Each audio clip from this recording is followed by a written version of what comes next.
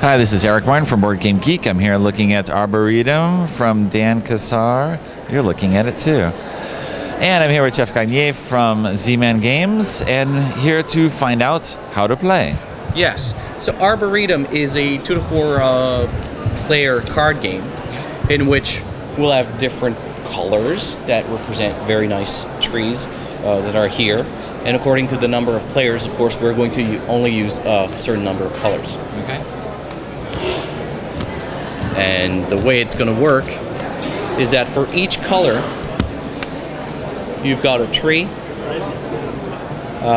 whose value ranges from 1 to 8. Now, of course, these are not the final cards. Not the final box. Yes, exactly. Of course, decks is shuffled. Don't know what it's going to look like, but whatever. This is not a magic trick. So, first, everybody gets a hand of 7 cards.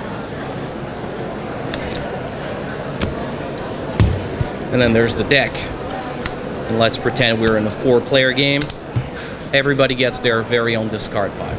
Okay. Some elements of it might make people think of Lost Cities, but we'll get to that later. So on your turn, the first thing you do is draw 2 cards. When you draw cards, you can either draw from the top of the deck or from the top of a discard pile. Okay. That's up to you, and it's 1 card at a time. So let's pretend that's the case. This is interesting to me. Oh, this too. So I could do that, or I could go from here. Okay. And then you play 1 card and discard 1 in your own discard pile. So that's how the cards are going to move around. What do you want to do in this game? Oh, I should have said that first, right? Well, you're making an arboretum. You want to have a nice park where people will want to walk around. That's the theme, right? Obviously. When you play cards in front of you in your display, you play them however you want. It doesn't really matter, although I'll explain the strategy behind it. Okay. And the idea is to make a path that will be worth as many points as possible. I'll just turn a couple of things around to make this more interesting. And let's see. Yes, this will work nicely. It's a cooperative game, didn't you know? So, at the end of the game, because after you play, you will everybody's going to still have 7 cards in their hand. Okay. And then we want to score each. So we're each building up our own arboretum of trees. Our little arboretum, and at the end of the game, that's when we score it. And how do we score it? The game is kind of in 2 parts, as a matter of fact. Everybody has their hand of 7 cards, and then we will check for each tree that's in the game who can score that. And what determines who can score a type of tree are the cards in his hand. So whoever has the highest total, so in this case, let's say we were scoring Jacaranda, my total would be 9. And in this case, you would have a 3, so I would be able to score the Jacaranda, and you wouldn't. Okay. The way you score this is that you look at the first card in your path for that tree, and then the last one. The first and last have to be of the tree type in question. So in this case, 2, 5, 6, and 7 is a valid path because the values are always going up. Okay. Okay, because so that's what you're doing.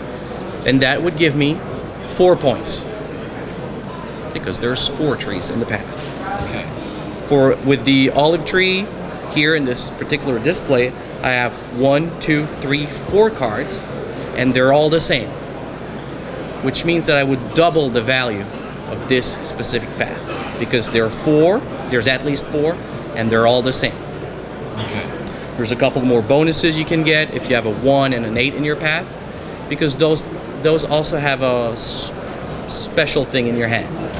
Let's pretend you have a 3 and an 8 in your hand, and I have a 1 and a 7. Okay. Because I have the 1 and you have the 8, your 8 is worth zilch, 0. which brings my total up to 8, and you only 3. Okay. So there's some play there that you wanted to do where you can block the players, and of course, trying to do more than 2 or 3 types of trees is definitely not the way to win. Okay. So that's pretty interesting. Went where I did not expect it to go. In terms of that. So you got a tableau building where you have to build paths among the cards, specializing in certain suits while maintaining cards in hand to score for what you're building up. So sometimes you want to play a card to expand a path. So if in this particular display, olive trees might be interesting to play, but I don't know where the 8 card is. So what if I have a 5 card path for the olive trees and that I can't score? That's 0 points. Right. And cards now. In my earlier example, I did 2, 5, 6, and 7. Now the 5 card here can be used in more than one path. Yes, I got that. Interesting. Okay, that's pretty neat. And of course, a sort of deductive element as well as cards keep getting played. Who's got what in their hands for trying to do different things. Because of course the old going in the discard pile mechanic is also very useful. And you're like, okay, they're getting rid of this.